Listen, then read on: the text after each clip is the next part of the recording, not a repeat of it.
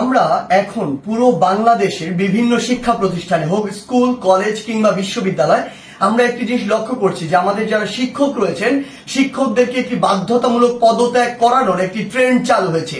যে জায়গাটি নিয়ে আসলে কথা হচ্ছে এবং কথা হওয়া উচিত এবং এই জায়গাটিতে আসলে অনেক প্রশ্ন রয়েছে। প্রথম কথা হচ্ছে কোনো একজন শিক্ষক যদি কোনো একটি রাজনৈতিক দলের হয় বা মতাদর্শকে বিশ্বাস করে এটার কারণেই আমি তাকে পদত্যাগে বাধ্য করতে পারি কিনা। আবার আরেকটি কথা এখানে রয়েছে, সেটি হচ্ছে এই পদত্যাগ করানোর যে অথরাইজেশন এটি আমার আছে কিনা বা আমি এমন অথরিটি কিনা আইনসঙ্গত ভাবে এটি আমি করতে পারি কিনা। তার পূর্বে আমাদের বিশেষ কিছু প্রেক্ষাপটগুলো চিন্তা করতে হবে। আসলে আমরা আমাদের জায়গা থেকে যারা স্টুডেন্ট রয়েছে রানিং তারা অনেকে শুধু মনে করি যে আমরাই মনে হয় পদত্যাগ করাচ্ছি, কিন্তু আমরা জানি না এর পিছনে আসলে কি কি ঘটনা রয়েছে কিংবা কি কি প্রেক্ষাপট রয়েছে।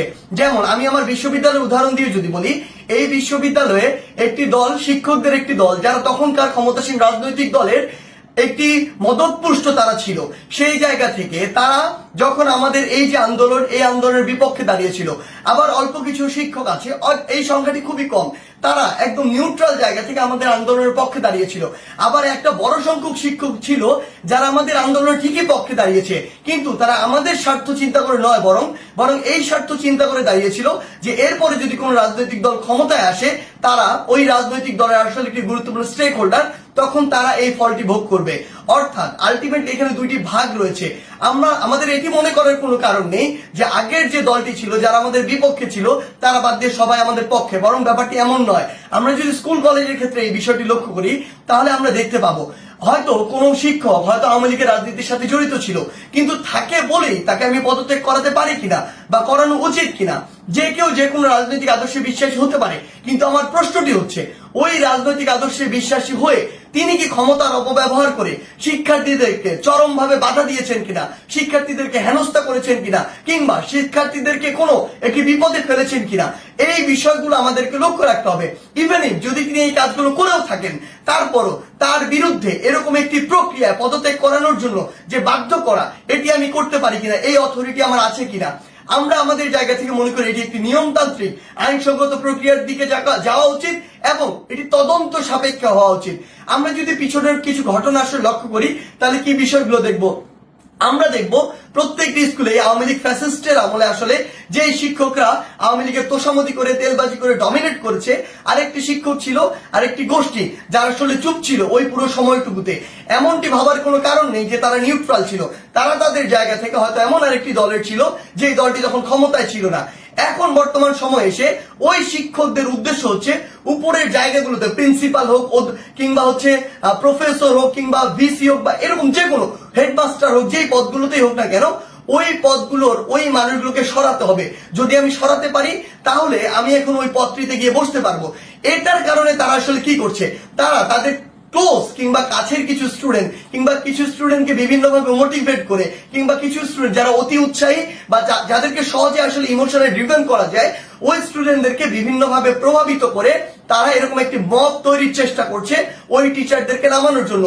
বলার সময় এমন ভাবে বলছে সে যেন একজন ফেরেশতা, কিন্তু আলটিমেটলি তার উদ্দেশ্য ওইটাই যে ওই শিক্ষককে স্টুডেন্টদের মাধ্যমে সরিয়ে স্টুডেন্টদেরকে জাস্ট টুল হিসেবে ইউজ করা হয়, সরিয়ে তাকে ওই পদটিতে গিয়ে বসতে হবে, এটি হচ্ছে তার উদ্দেশ্য। আবার এখানে আরো বিশেষ কিছু বিষয় রয়েছে।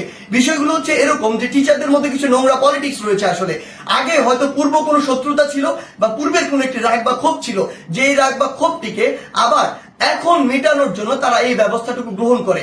স্টুডেন্টদের যে সাইডটা ওই সাইডটা কিন্তু আসলে জানে না যে এর ভিতরে কি কি পার্সপেক্টিভ রয়েছে। এই টিচারগুলো দেখা যায় কিছু স্টুডেন্টকে ব্যবহার করে, আশেপাশের কিছু ছেলে যেই ছেলেগুলো আসলে এরকম কোনো কিছু চিন্তা না করে কিছু টাকা দিয়ে ওই ছেলেগুলোকে প্রভাবিত করা যায় কিংবা অন্য কোনো সুবিধা দিয়ে প্রভাবিত করা যায় কিংবা পরবর্তীতে কোনো একটি পদ পদবীর সুবিধা দিয়ে আসলে ওই ছেলেগুলোকে প্রভাবিত করা যায়। ওই সামগ্রিক বিষয়গুলো দিয়ে এই কাজটি করা হচ্ছে। কিন্তু আমাদের জায়গা থেকে সবচেয়ে গুরুত্বপূর্ণ যে কথাটি সেই কথাটি হচ্ছে এই কাজটি একজন টিচারকে এরকম করে বাধ্যতামূলক পদত্যাগ করানোর কাজটি আমাদের নয়, এই কাজটি আমরা করতে পারি না। এই কাজটি কেন করতে পারি না? কারণ হয়তো আপনি একজন শিক্ষককে এটি করালেন কিন্তু এর প্রভাব পুরো বাংলাদেশের শিক্ষক সমাজে পড়েছে। আমার তো স্কুলে, ওই প্রাইমারি স্কুলের, কিন্ডারগার্টেন, হাই স্কুলের এমন অসংখ্য শিক্ষক রয়েছে যাদেরকে আমি অনেক বেশি শ্রদ্ধা করি, যারা আমার জীবনের শিক্ষাগুরু, যাদের হাত দিয়ে আমি আজকে এই অবস্থায় এসেছি। আমার ওই এমন একজন শিক্ষকের মনেও গিয়ে এই প্রভাবটি করেছে যে তার একজন কলিগকে, আরেকজন শিক্ষককে, স্কুল কলেজে যারা বাবার বয়সের সমান, যারা দাদার বয়সের সমান, এমন বয়সের একজন মানুষ যিনি আমার শিক্ষক, তাকে যদি স্কুলের বাচ্চারা গিয়ে এইভাবে একদম মব জাস্টিসের মাধ্যমে যা ইচ্ছা তাই বলছে, যেভাবে ইচ্ছা সেভাবে অপমান করছে, করে একদম বাধ্য করছে ওই পদ থেকে পদত্যাগ করতে, পুরো বাংলাদেশের শিক্ষক সমাজের উপরে এটির একটি মানসিকভাবে বড় প্রভাব পড়ে, যেটি পুরো বাংলাদেশের শিক্ষক এবং ছাত্রদের যে সম্পর্ক, ওই সম্পর্কের জায়গায় গুরুত্বপূর্ণ একটি প্রভাব ফেলে। এবং আমাদের যে এই যে সম্পর্কের জায়গাটি, এটি ভবিষ্যতের জন্য খুব খারাপভাবে নষ্ট হয়। আমরা আমাদের শিক্ষার পরিবেশ নিয়ে কথা বলি, সেখানে যদি আমার শিক্ষক এবং শিক্ষার্থীদের যে এই পরিবেশটি ঠিক না থাকে, এই সম্পর্কটি যদি একটি তিক্ততার পর্যায়ে চলে যায়, তাহলে আলটিমেটলি এটি কিভাবে সম্ভব? আলটিমেটলি এই শিক্ষার উন্নয়নটি কিভাবে সম্ভব?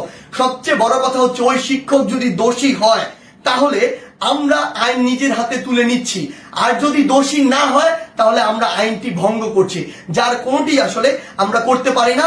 যেটি করছি এটি হচ্ছে আইনগতভাবে অন্যায়। আমাদের জায়গা থেকে আসলে স্পষ্ট বার্তা প্রশাসনের প্রতি, অন্তর্বর্তীকালীন সরকারের প্রতি স্পষ্ট বার্তা হচ্ছে এটি, যদি কোনো একজন শিক্ষক ওই ফ্যাসিস্ট সরকারের তোষামোদি করে কিংবা তেলবাজি করে বা ভালো সাজার উদ্দেশ্যে শিক্ষকদের উপরে কোনো, শিক্ষার্থীদের উপরে কোনো হামলা করে কিংবা শিক্ষার্থীদেরকে অত্যাচার করে, নির্যাতন করে, অন্য কোনো শিক্ষকের বিরুদ্ধে নিপীড়ন করে, তাহলে তার বিরুদ্ধে আইনানুগ ব্যবস্থা নেওয়া হোক, অভিযোগ করা হোক, মামলা করা হোক, একটি আইনগত প্রক্রিয়া যান।